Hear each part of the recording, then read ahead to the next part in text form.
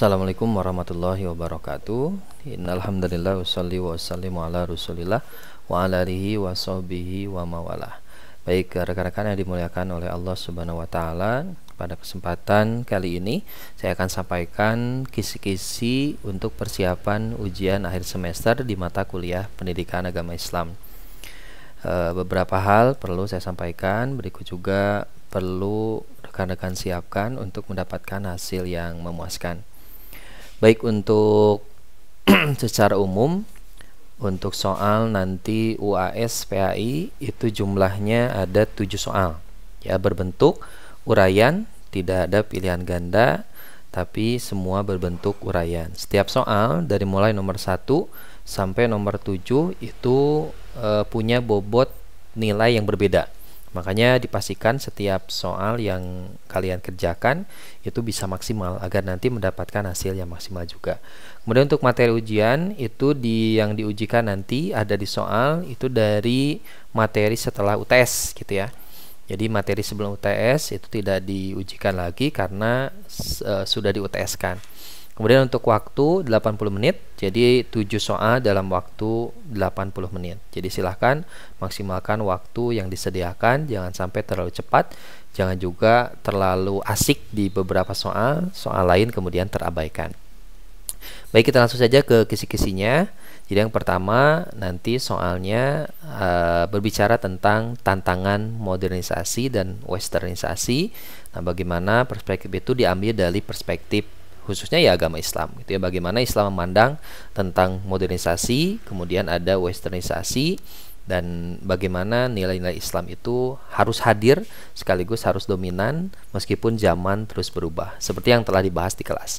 Kemudian yang kedua berkaitan dengan bab etos kerja dalam perspektif Islam, kerja keras, jujur, profesional, dan sesuai dengan syariat tantangan masa kini.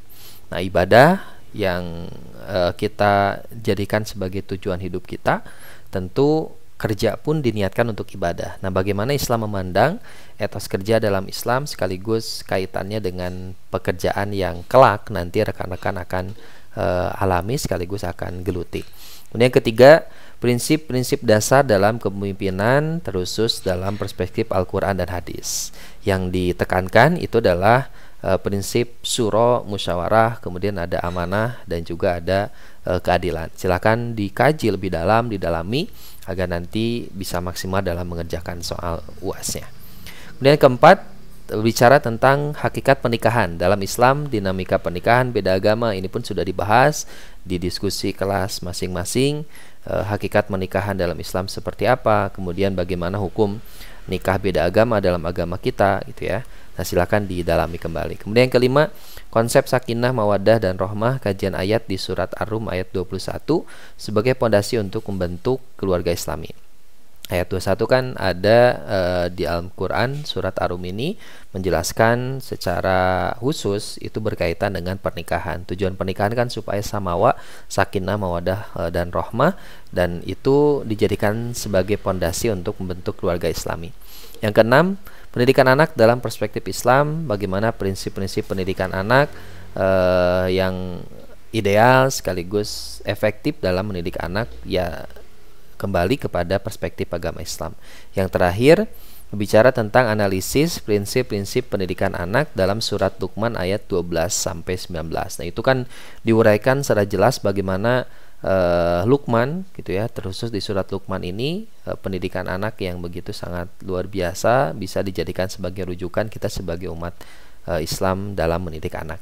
Itu ya gambaran kisi-kisinya, ada 7 soal dalam waktu 80 menit sekaligus bisa diuraikan secara maksimal.